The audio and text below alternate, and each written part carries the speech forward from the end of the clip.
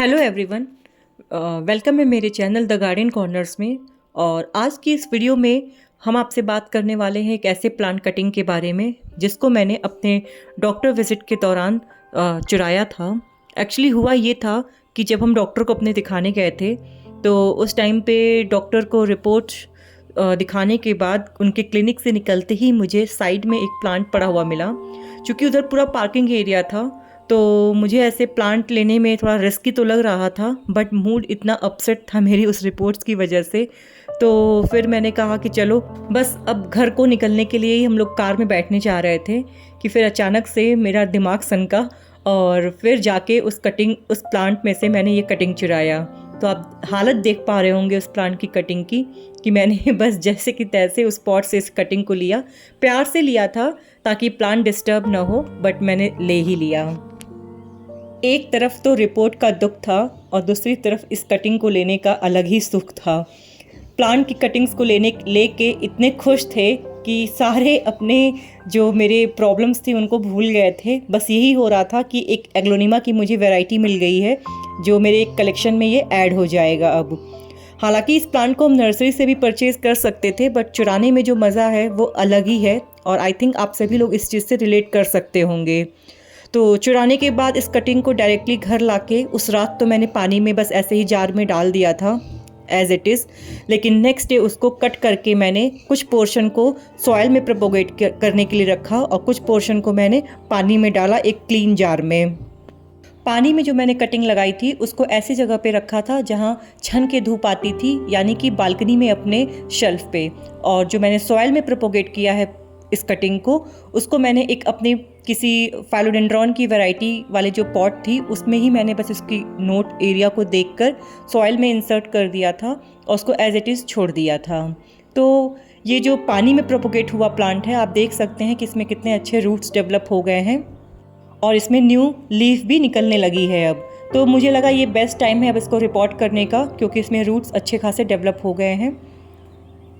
तो जैसा कि आप देख पा रहे होंगे, कटिंग लगाने का सबसे अच्छा तरीका ये होता है कि आप नोड एरिया चूज़ करें और उसको 45 डिग्री एंगल पे कट करके, अगर आप पानी में प्रोपोगेट कर रहे हैं तो भी और अगर आप सॉइल में प्रोपोगेट कर रहे हैं तो भी, दोनों को 45 डिग्री एंगल पे कट करके उसे आप सॉइल या पानी में लगा सकते हैं। तो ऐसा ही मैंने इस प्लांट के साथ भी किया।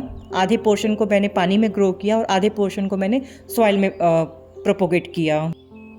वैसे तो वाटर प्रोपोगेशन प्लांट से रिलेटेड मेरी एक वीडियो है जिसे हम डिस्क्रिप्शन बॉक्स में शेयर भी कर देंगे, बट वाटर प्रोपोगेशन के लिए जो प्लांट्स कटिंग होते हैं उनको हमेशा जो पानी होता है वो 5 से 6 दिन पे चेंज करते रहना चाहिए।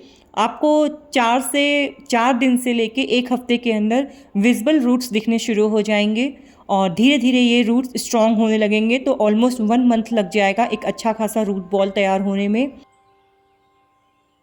अगर आप सॉइल में प्रोपोगेट कर रहे हैं तो सॉइल को हमेशा मॉइस्ट रखें, कटिंग अच्छी ग्रो होती है।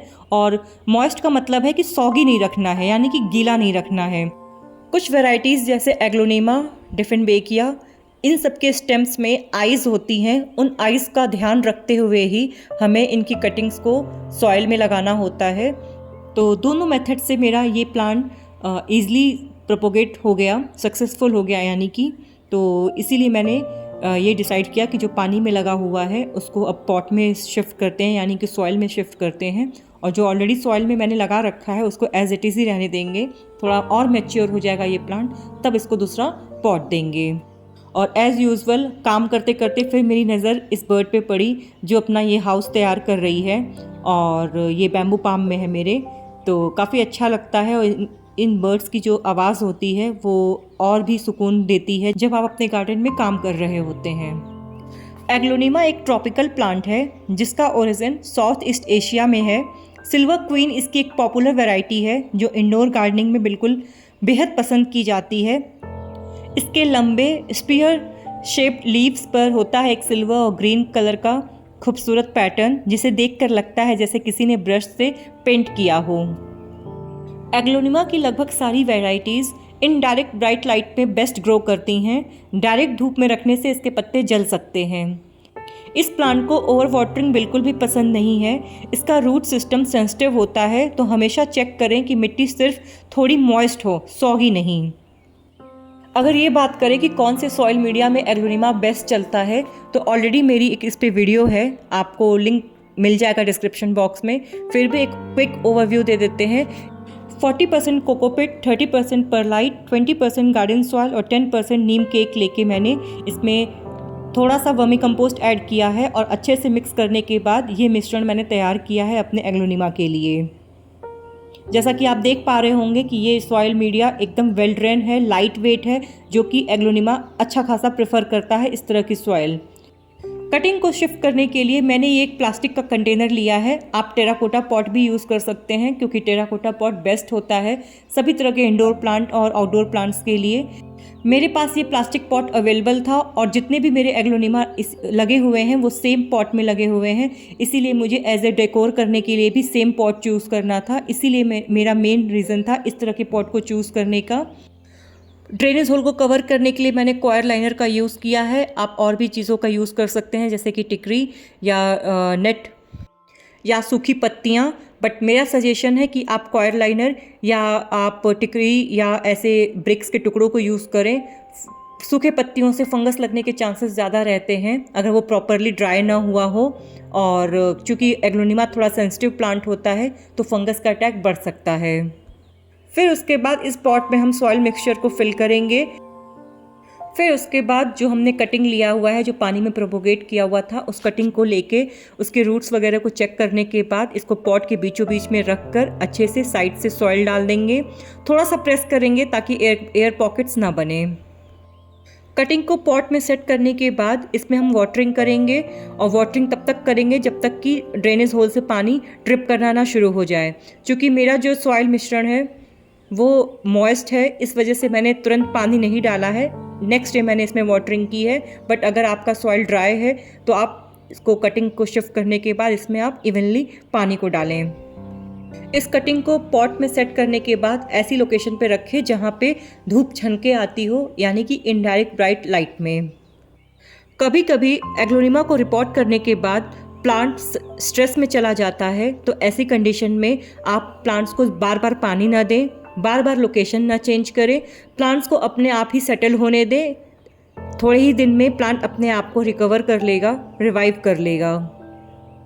इस प्लांट को ह्यूमिडिटी बहुत पसंद है, लेकिन एवरेज इंडियन हाउस होल्ड में भी ये ग्रो कर जाता है। और अगर इसकी लीव्स जो हैं वो ड्राई हो रही हैं, ब्राउन टिप्स हो रही हैं, तो इसको आप मिस्टिंग करते रहें और इसको आप पेबल ट्रे में भी रख सकते हैं। इसके अलावा ये एक लो मेंटेनेंस प्लांट है और नासा के मुताबिक ये एयर प्योरीफाइंग भी होता है। तो अगर आप बिगिनर हैं तो ये एक परफेक्ट चॉइस है आपके लिए। अगर इसके फर्टिलाइज़र की बात करें तो महीने में एक बार इसे डाइल्यूट लिक्विड फर्टिलाइज़र दें, जिसमें आप सीवीड का भी यूज़ कर सकते हैं। आई थिंक सीवीड बेस्ट है। और आप एप्सम सॉल्ट को पानी में भिगो के इसे आप स्प्रे भी करें तो पत्तियाँ लश ग्रीन बनी रहती हैं।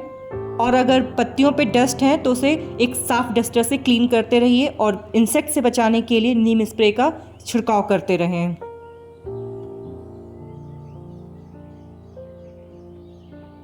कटिंग चुराना गलत होता है, लेकिन अगर उसमें एक नई ज़िंदगी मिलती हो तो शायद वो गलती नहीं, ग्रीन क्राइम होता है। आपने कोई कटिंग कभी चुराई है? अगर हाँ तो ज़रूर कमेंट में लिखिएगा, और अगर नहीं तो मेरे जैसे कोई किसी से कटिंग ले लेना। वीडियो पसंद आई हो तो लाइक करें, शेयर करें और द गार्डन कॉर्नर्स को सब्सक्राइब करना ना भूलें। मिलते हैं अगले प्लांट्स के साथ एक नए एडवेंचर में। तब तक के लिए कीप ग्रोइंग,